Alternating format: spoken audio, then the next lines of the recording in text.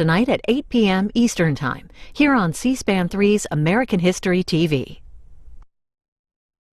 Joan Mellon is an English professor and author of over 20 books, including several focusing on the Kennedy assassination.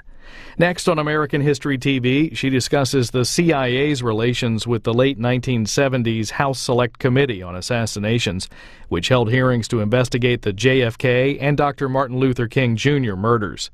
Mellon argues that the CIA had covert influence over the committee and the writing of their final report.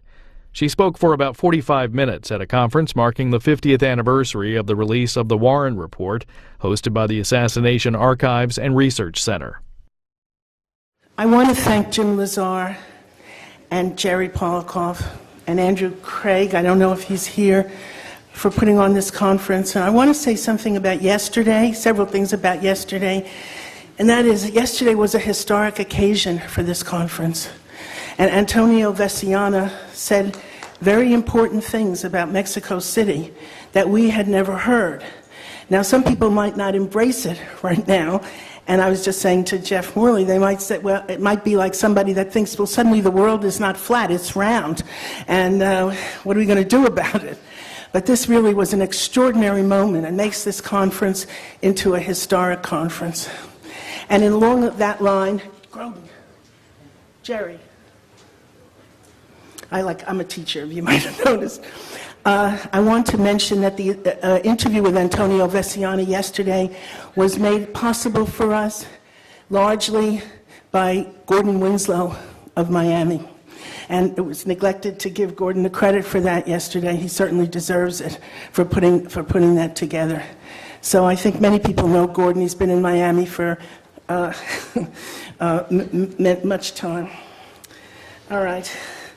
I want to talk about the issues that were raised yesterday at the conference. And my topic is the CIA penetration of the House Select Committee on Assassinations. I want to mention I wanted to note John Newman's talk yesterday, where John talked about the importance of names.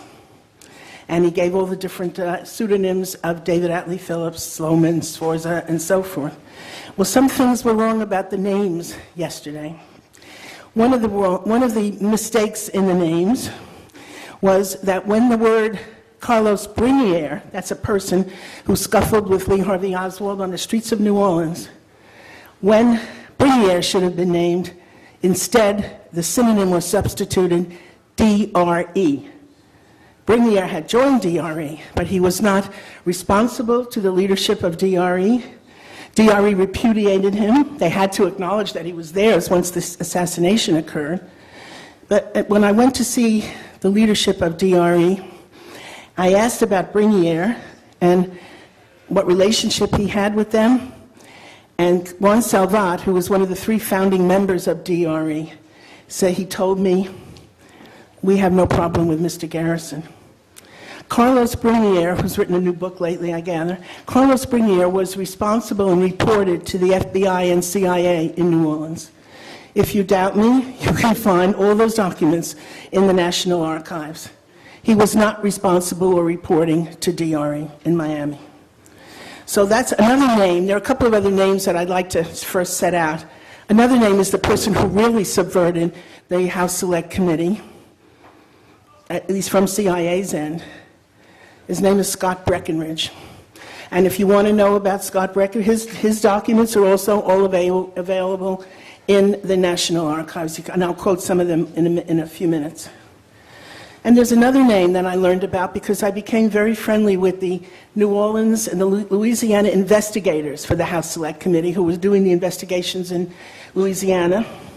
And that name, which I heard briefly yesterday, was Harold Leip. Harold Leip was a CIA man planted in the House Select Committee investigation, and he was there to subvert the interviews. How do I know that? I know that because my book, A Farewell to Justice, is dedicated to Robert Buras, who was of New Orleans Police Intelligence and was one member of the team of the Louisiana team that did that investigation. And he told me that he was so angry at Leip that one time he just got in the car and drove as fast as he could over a waterway. You know, there's a lot of water in New Orleans.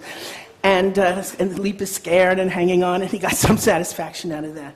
Leap destroyed many of the interviews that Burris did. So that's for starters. And I wanted to mention something else. My sources, not only huge archive in the National Archives, but also the people to whom I spoke personally and directly. One was Bringier, and if you think that was pleasant, it wasn't, because he was hostile. And I have to tell you one thing about Bringier that you might not know. When he first came to the United States, he told me this. The first thing that he did was he used to go to demonstrations, take pictures of the demonstrators, find out their names, and walk over to the FBI and hand them in there. That's who Bringier is. Not a DRE. Now, who are the DRE? So I went down to Miami, and I started interviewing DRE. One of them, the most articulate perhaps, was Juan Salvat, who is a publisher, runs a publishing house in Miami. And he and Isidro Borgia and several of them, they told me how much they despised CIA. They were not any pawns of CIA.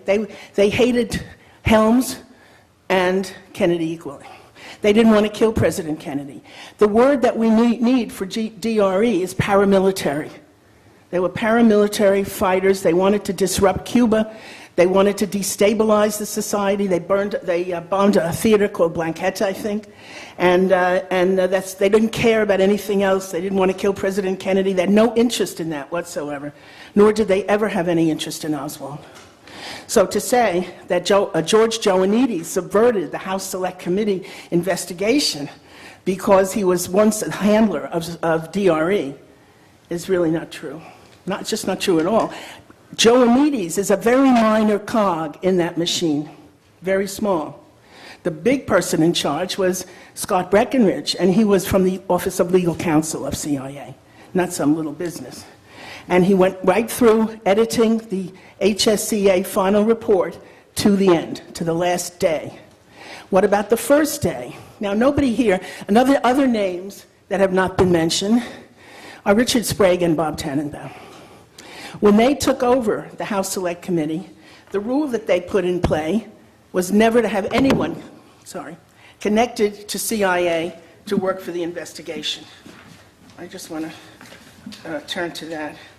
No one connected to CIA would have anything to do with their investigation. Why not? Because CIA was a suspect. When Sprague led the investigation, among his guidelines was no one hire either from FBI, CIA, or any federal agency because, quote, to do a thorough investigation, these agencies' actions have to be part of the investigation. Under Robert Blakey, there were CIA people embedded in HSCA, among them, as I just mentioned, Harold Leap. CIA was not going to permit the HSCA to conduct its investigation unimpeded from the day that Richard Sprague left. And I think that everybody who followed him should have known what was coming. Henry Gonzalez, chairman of the committee, told CIA to ignore the subpoenas should the committee present any. When CIA demanded security checks on everyone who was permitted access to the documents, Sprague refused. Wasn't the case later.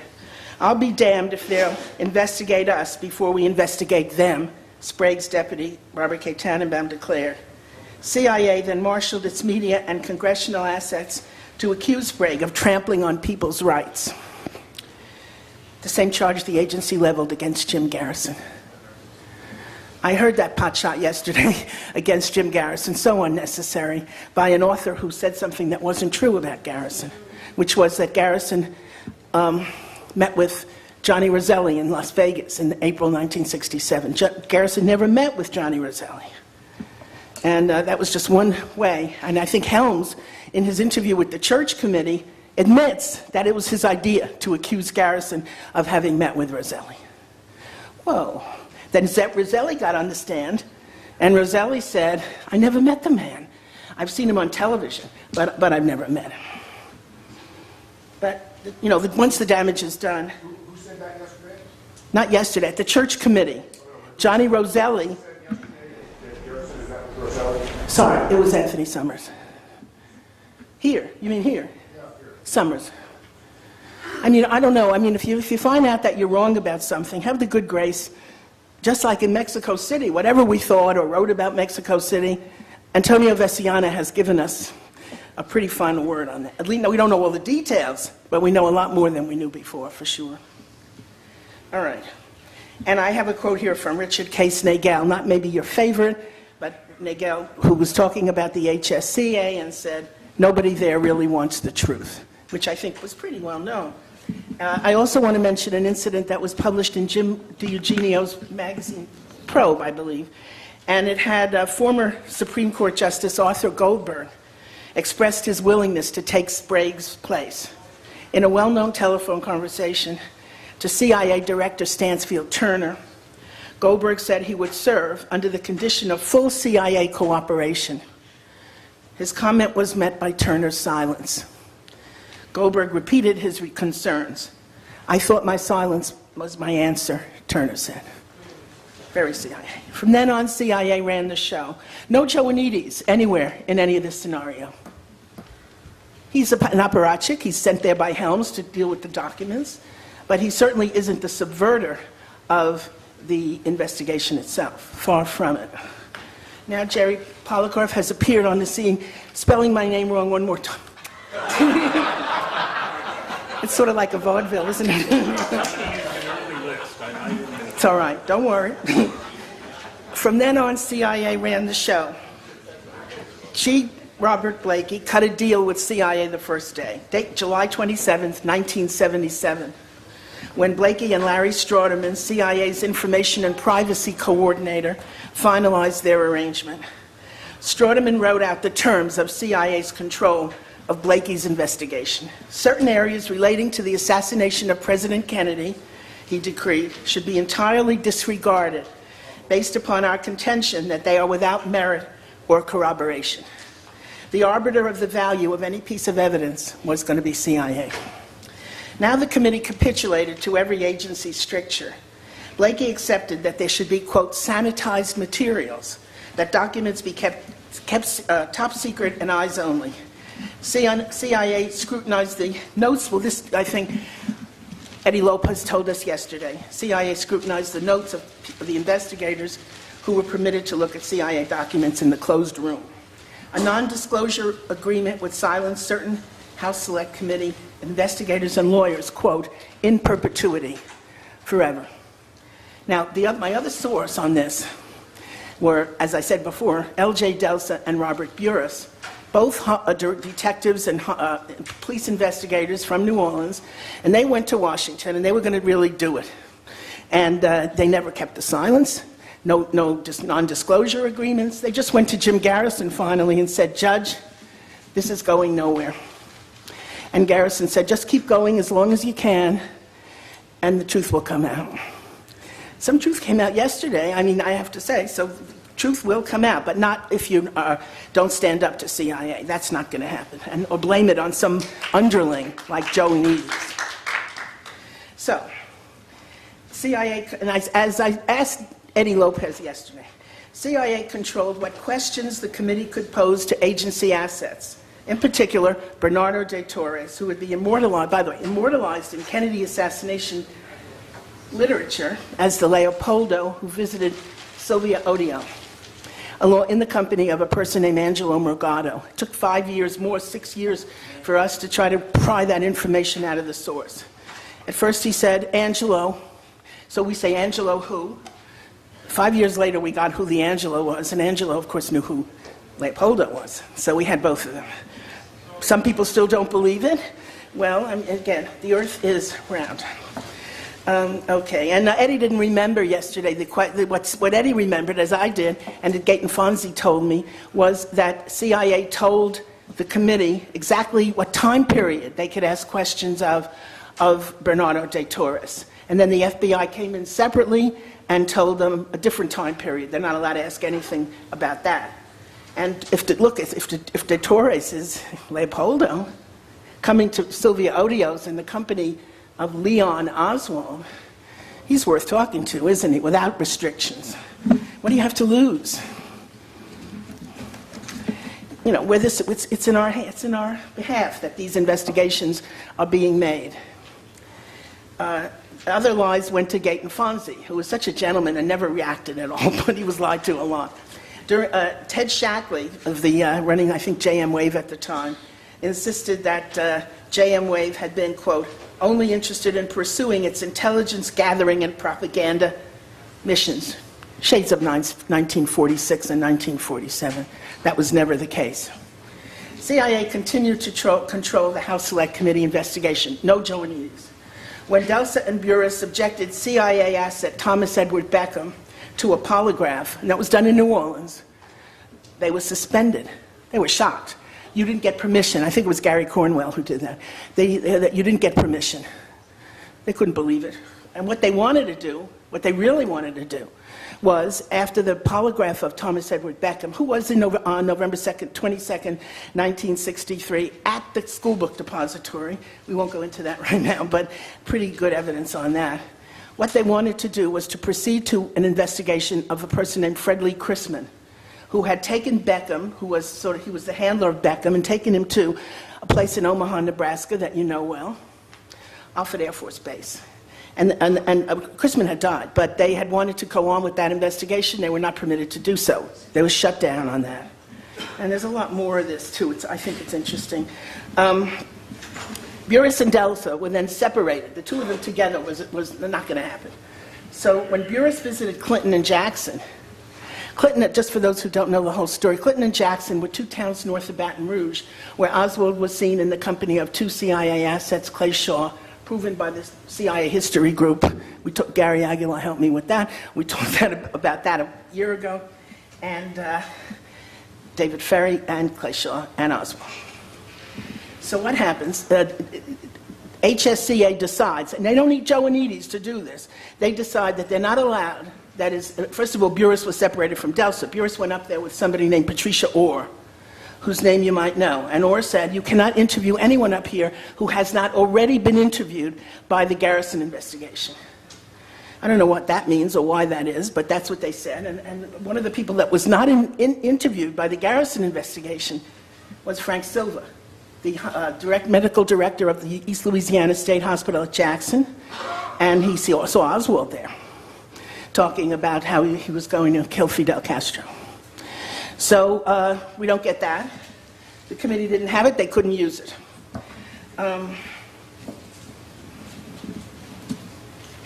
Burris was also forbidden.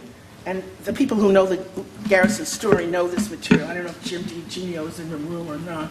Burris was forbidden to explore any possible contact between Guy Bannister and Alvin and Lloyd Cobb, who were also up north of Baton Rouge. He could not look into Marydale Farms. I'm sorry? Oh, God, like lower? Like this? Lower still? I need Bill Simpic to help me. Okay, I'll repeat that then. Burris could not look into contact between Guy Bannister and Alvin and Lloyd Cobb. He could not look into Marydale Farms and whether Ferry, Shaw, and Oswald had made an appearance there, as was suspected. Delsa interviewed Warren DeBruys, whom I've talked about in other places, and DeBruys said that he knew that John Quigley had consulted DeBruys. Remember when Oswald was arrested on Canal Street, and he went to the police station, and he asked Francis Martello, who was in charge, please call the FBI and tell them you have Lee Oswald in custody. So Oswald said, I want to speak to DeBruys. DeBruys refused. And so that was why John Quigley went down there, and as you probably know, he burnt his notes. He said he burnt his notes. As CIA infiltrated the HSCA investigation, Burris was required to do his interviews in the company of this person that I mentioned, Harold Leap, whom he discovered was CIA's man on the committee. So it was Leap who went with Burris to interview former FBI clerk William Walter. Now, William Walter was the clerk who picked up the telephone at the FBI that day when Oswald had Francis Martello call. Leap's interruptions during the Walter interview were met with Walter's indignation. I know what I know and I know what I saw, Walter said. Oswald had an informant's status with our office. Now, we know that now, but at the time, that was very new material. When Burris and Leap interviewed William Godet, who I think his name was mentioned yesterday, Leap circumvented the crucial questions. Leap would not permit Burris to ask CIA asset Godet, who edited a newsletter, you've heard of it, Latin American Reports, out of Clay Shaw's international trademark. Why his name? Why was Godet's name, just before Oswald's, obliterated from the list of people, you know about this, getting Mexican tourist cards that had been sent to the Warren Commission? Later, HSCA lawyer Robert Gensman asked Godet whether his relationship with CIA, quote, like Shaw's, was purely informational. The question contained the answer that Godet was expected to give. Helpy, hope.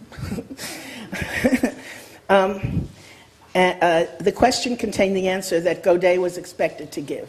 No, Godet said defiantly. He did certain chores for them that were not informational. HSCA deposed Godet as a protected witness, with the committee being instructed by CIA's Frank Carlucci on what they could and could not ask him. Angry, Godet then went into a riff on CIA's having lied on documents with respect to the end dates of his service with them. One document said 1961, another said 1969. I never did end my relationship with CIA, Godet said. Even J. Lee Rankin, the senior counsel for the Warren Commission, admitted that he had learned a bitter lesson. He told the HSCA he regretted he had taken the CIA's word that Oswald was never a CIA agent. By the time Burris and Leap interviewed another CIA asset, Jack Rogers, Burris had given up and didn't bother to ask Rogers any questions. I might also mention the sarcastic and belligerent tone of some of the HSCA interviews, and you can't lay this on Joe Aniti's door, particularly the one of Thomas Edward Beckham, where the questioner insinuates that since Beckham knew Clay Shaw, he must also be a homosexual. Interviewed by an HSCA lawyer, William Walter was threatened with legal action by the FBI because he must be lying.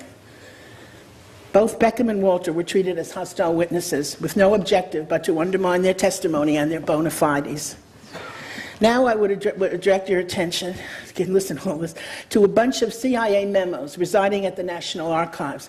By the way, I want to say something. If anybody wants to reinvestigate this, that would be a great idea. Go down to Miami. The same Gordon Winslow that made the interview yesterday with Carlos Veciana will help you.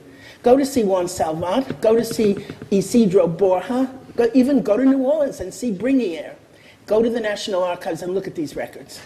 And I think you'll see some very different picture from the self-justification that we heard about how it was all the fault of the fact that Joe Anides was a handler of DRE. DRE. I think that Dandrew wanted me to say Directorio Revolucionario Estudiantil. Okay, I would direct your attention to a bunch of CIA memos residing at the National Archives that reveal the agency's persistent efforts to control the wording of the House Select Committee's final report. Most of these were authored by Scott Breckinridge, coming out of the, as I said, the office, Office of Legal Counsel, high up in CIA. I see no evidence that any of the HSCA leadership stood up to Breckinridge, rejecting his, quote, suggestions, or that his interference was rejected as entirely inappropriate. On one page 5, single-space memo from Breckinridge to Robert Blakey was dated September 27, 1978. Writing on behalf of the Director of Central Intelligence, Breckinridge complains about HSCA's questioning of Richard Helms. Irregularities in CIA's 201 file of Lee Harvey Oswald had led to questions, not least why no file was seemingly open, we all know this, right? Seemingly open for Oswald for 14 months after his October 1959 defection to the Soviet Union. Helms had been questioned by HSCA lawyer Michael Goldsmith, inspiring the agency's fury that Blakey should not honor Helms's plausible deniability. Nothing was good enough for them. A man of such senior position in a large organization would obviously be unfamiliar with the sort of details asked him, Breckinridge writes in a hectoring letter.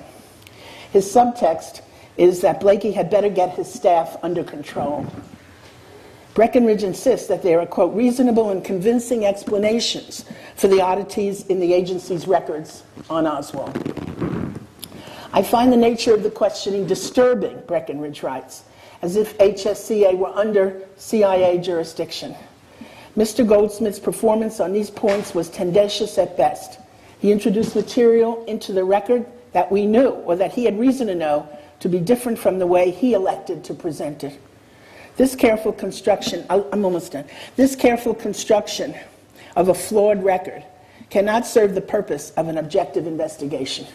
The agency demanded that Blakey accept its denials while claiming simultaneously that CIA was, quote, offering cooperation. Blakey had provided CIA with several drafts of his final report. In a 16-page memo to Blakey, again on behalf of the Director of Central Intelligence, Breckinridge proposes changes to a second draft. In this memo, Breckinridge's tone is arrogant and dismissive. He terms the report incorrect and attacks scornfully the investigator of Oswald's Mexico City visit, who was Eddie Lopez. Over and over, Breckinridge defends the agency against the charge that it had not informed the Warren Commission of what it knew. He serves up a plethora of excuses, including that it was the FBI that was charged with reporting to the Commission and not CIA. What the agency did was to supply material that was deemed relevant. We heard that yesterday, didn't we? DR, deemed relevant. DNR, deemed not relevant. He attacks the HSCA draft for unsupported assertions, calling it, quote, badly confused in its treatment of facts and sources. When he cannot refute the facts, Breckinridge terms the report, quote, unbalanced. Breckinridge deserves special contempt for CIA's John Whitten, also known as John Selson, the one officer who spoke frankly to the HSCA regarding the agency's maneuvers with respect to its own ostensible investigation of the Kennedy assassination. Whitten's collection was, quote, wrong, Breckinridge says in one place. In another, he charges that Whitten's report, his italics, was incorrect. Breckinridge objects to the unusual space Whitten's testimony was given in the HSC report. This is not because he knew anything, Breckinridge asserts, but must be because he was prepared to speak about things he did not know. Blakey provided CIA with several drafts of his final report. And Breckinridge goes on, insisting on the assertions, including the Luisa Calderon 201 file. He objects to references, this is Breckinridge, even in the 1965 AMLASH trial, which we heard about yesterday, demanding that they be deleted. Reportedly, Castro told the HSCA that he knew that AMLASH was Kubela. That is not for us to confirm, Breckinridge says. He writes as if CIA and HSCA were a single entity. In a March document, Breckinridge responds to a request made by Robert Blakey that CIA review inserts for the HSCA draft report on Antonio Veciana. CIA obliged, going on to accuse the HSCA investigator, Gayton Fonzie, of misrepresenting, quote, both the relationship of CIA with the man generally described as an asset in the proposed inset and what that man's relationship was with Veciana. Breckinridge denies that Veciana had any tie with CIA through Bishop. We heard all about this yesterday, didn't we? He insists that Morris Bishop was not of, from, or with CIA. He's lying to the committee outright. He argues that Bishop was not David Atlee Phillips. No matter that Gayton Fonzie was able to accumulate a wealth of corroborating evidence, some from CIA officers that he was. Veciana was an asset of another government agency, Breckinridge claims, and of course we do know that Veciana was both CIA's AMSHALE, AMSHALE1, and also was with military intelligence. I have deleted the section on this because it is so flagrantly in error, Breckinridge writes. Then he reveals how Blakey had contacted CIA every step of the way. You plan to contact us early this week to have a substantive exchange on the final draft report, Breckinridge writes. We are available at your convenience. Less than 2 weeks later, CIA reviewed the HSCA's final draft paper, Evolution and Implications of the CIA-Sponsored Assassination Conspiracies Against Castro. Here, Breckinridge is emboldened to raise a personal question on the very first paragraph. Then he complains that there is more simplistic rhetoric than mature moral principle in the document, arguing that the writings of church philosophers have distinguished, quote, between different kinds of homicides. Breckinridge invokes the red herring of whether Adolf Hitler should have been assassinated. Always he presents CIA as morally impeccable. Its concerns narrowly protection of intelligence sources and methods. Predictably, he claims that the devastating conclusions of the Church Committee were, quote, erroneous. And you can help me out because as I'm going to end here now, I could discover no record that Blakey did anything but comply. So thank you very much for listening to all that. And if anyone has a question, please, if I can answer it, if I know enough to answer it, I would be happy to do so. I wanted to kind of lob what might be a big old softball to you about Joanides, because he was, I think everybody agrees, he was like the chief of psychological warfare in Miami, right? And so he had a history of doing stuff that would lead people to lie to people. And Harold Leip, on the other hand, I think you named a couple of instances where Leip really did a lot of dirt. And so I guess, one, I'm asking for more dirt on Leip if you have it, but two, because I think it's serious, I do. But on Joanides, why are you so sure that he didn't throw more dirt in the game? Thanks. I don't know. You may have done a lot more than I know. I mean, I'm perfectly willing to say that. I wasn't there. I'm only relying on my sources, which were the DRE, Bring the Air, Gayton Fonzie, who spent a lot of time with me. And that's why I said yesterday, I said when Eddie Lopez was here, that was amazing because Gayton was always saying, hey, go talk to Eddie Lopez. Eddie Lopez didn't want to talk at that time. And so he didn't, and then Gayton called him, and then Gayton gave me all these little yellow slips of paper of what CIA was doing in there. Nothing but Joanides. And said, look what they're doing, look what they did. This is how I circumvented it, or he did or he didn't. And so my sources told me that. As far as I could see from what the people have talked about the Joanides case, they've talked about documents, and that Joanides held back documents, controlled documents, and so forth. He didn't go out and interview people, say the way Burris and Delsa did. And they went and got Thomas Edward Beckham. If you read The Farewell to Justice, you'll see him. And he wouldn't talk even Oliver Stone. He pretended, oh, ma'am, I don't know anyone by that name and all of that. And there he was. It was him. So he was, and then they put him in the what is wrong? Well, Gary Cornwell didn't give me an official okay, didn't give us an official okay on the polygraph. Polygraph was done by the New Orleans Police Department, their best person to do it. And by the way, it wasn't very convenient because Thomas Edward Beckham passed. He wasn't lying. At least if you trust the polygraph, at least he went that far. So if there's all dirt that Joanides did that I don't know about, I'm happy to hear it. But I think that I could see that this letter to Larry Straudeman from the first day of the Blakey investigation, and the fact that Bob Tannenbaum quit because he refused to have anything to do with this investigation anymore, sort of tells us. And Jim Garrison said, once Blakey took over, there was nothing could be done anymore. That was it. And he just waited. He said, all right, so we will just, thank you. We'll just wait it out. And he died waiting, I guess. Garrison did. But this is history. That's why I must say, yesterday we were told about 1.0, 2.0, and 3.0. Remember that? Mm-hmm. And the idea was the digital one was 3.0. You cannot do anything with 3.0 unless you embrace 1.0 and 2.0. And I'm sure everybody here is interested in this issue, is interested in history and respects history and doesn't throw away 1.0 and 2.0 because there's some digital help on the computer with 3.0, whatever that is, 3.0. So I'm interested in history. My favorite writer is Don DeLillo, who's written, of course, a great book on Oswald called Libra. If anyone hasn't seen it by any chance, it's magnificent. Libra. Because Lee Harvey Oswald, was born in this month of October. So it's the astrological sign for October. Professor, please allow me to interrupt for just one moment.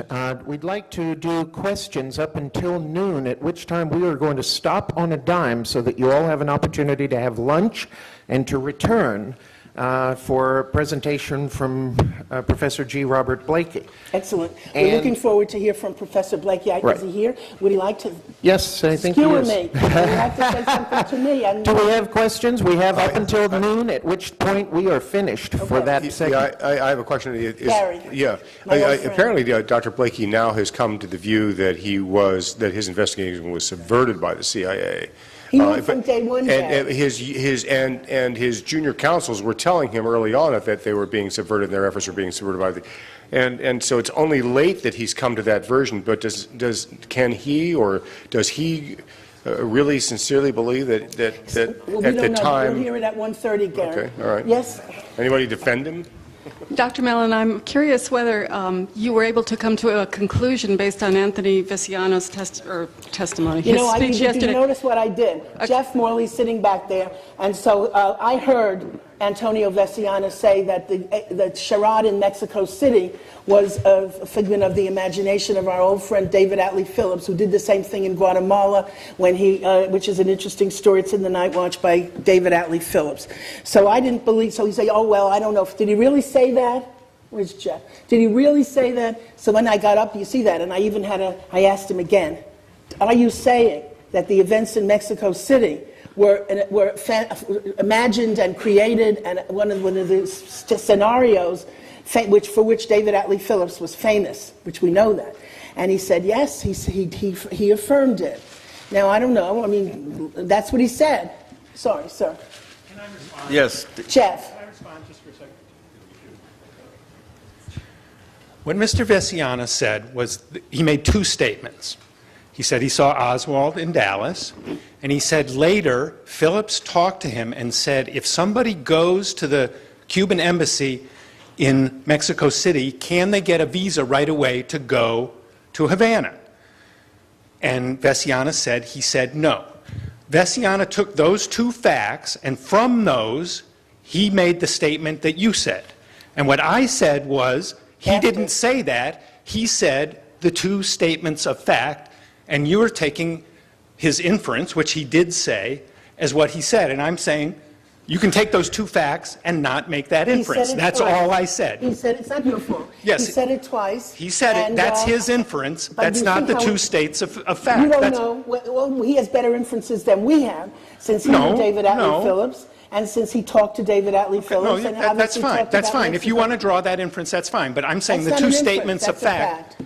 No, it's a fact that he said it. It's not a fact that David Atlee Phillips. You can say that he may not be right or that he may be lying. I'm drawing a different. You can draw a different inference from those two statements. That's what I'm saying. With that. I think you can say he's lying and that that it isn't true and that he made it up and all that. You can say that, but I don't see why you should say it. He seems so clear, so lucid, so certain about the kind of person that David Atlee Phillips was, sir.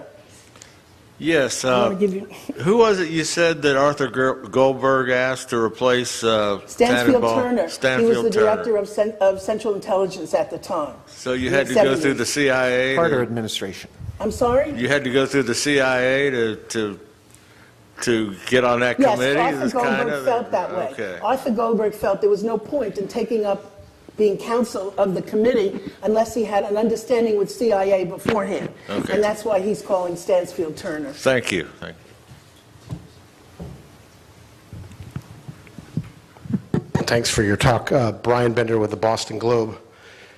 Tough question, maybe impossible to answer, but my interest in Giannidis is whether there is still something definitive from the government that we could know about him.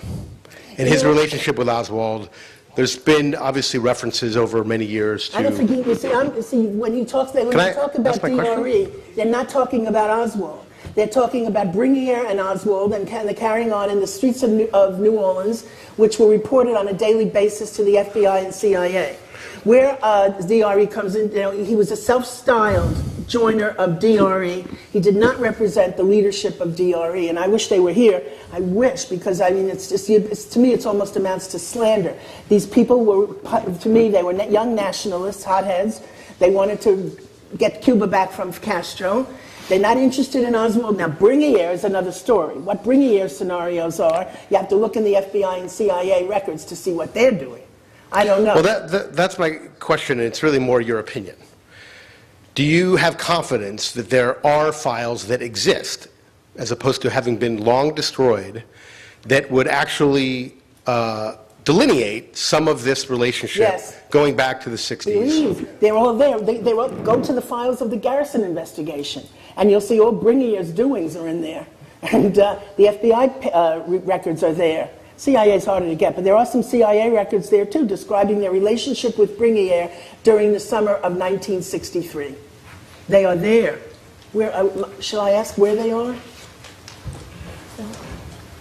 How to find them? How would he find them easily? To the New Orleans, hello, Boston Globe? We're trying to figure out how you can get those records. And one of the ways is the New Orleans field office. New Orleans field office of the FBI. I imagine they have to be, I've got them at the, in Washington, in Maryland at the National Archives. But on that point, having dealt with a lot of government agencies and classified documents that obviously the public is trying to get access to, the official response is that New Orleans would not still have documents from 50 years ago. These are not classified. They're all declassified. I'm talking about the classified, the stuff we haven't seen. Oh, I don't know. Yeah, There's that's a gentleman over here that knows everything about documents. Hello? Boston. Here's a person sitting right here in the front row. Later you could ask him. He knows everything there is about Malcolm Blunt. He knows everything there is to know. We know that. Everyone here is grabbing his coattails. Yeah. All right, and we have a couple more minutes. Okay, Professor Mellon, going back to Antonio Veciano from yesterday, what concerned me about it, although the translator did a brilliant job, as far as I know, I don't speak Spanish, a lot of the hair splitting that's been going on, that is going on as far as Veciano is concerned, is based on what the translator said to us.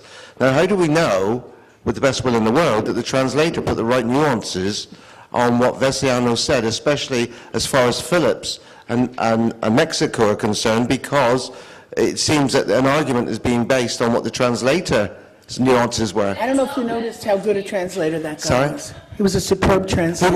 He was, but I'm just talking about the nuances that a third party puts on what Mr. Veciano had to say. This is not Shakespeare, after all. I mean, yes, everybody, but there are many people here who know Spanish, too, also, in this room.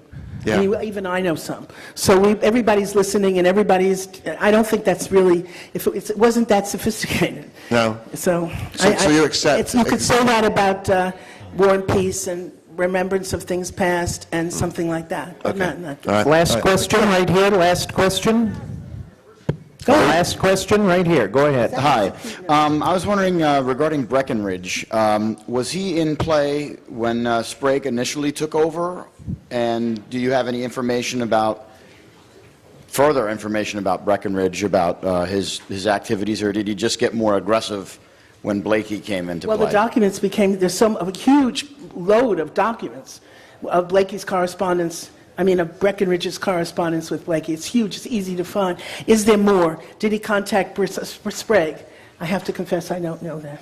You could look. There's some research that you can get involved in. Can't do it. That's good. One last second. This one, yes. Go ahead. I'm assuming, Dr. Mellon, that you knew Mr. Garrison till the end. Yes. And I'm wondering, because I'm curious, was he a broken man at the end, or what was his... That's a very good question. Yeah. Jim Garrison was broken physically, but spiritually, Garrison was so stoical that no matter what happened, I guess it took, when he was flying into those German planes during World War II and Nazis us firing at him, he was unarmed in one, a little reconnaissance plane, and Garrison, you couldn't touch him. He was very unemotional, and he just said to Burris and Delsa, the truth will come out. Nice. Wow. He was not broken. Well, listen, thank you all very much for Let's listening. thank Dr. Thank you. Professor Joan Mellon. Thank you. Join American History TV next Saturday for all-day live coverage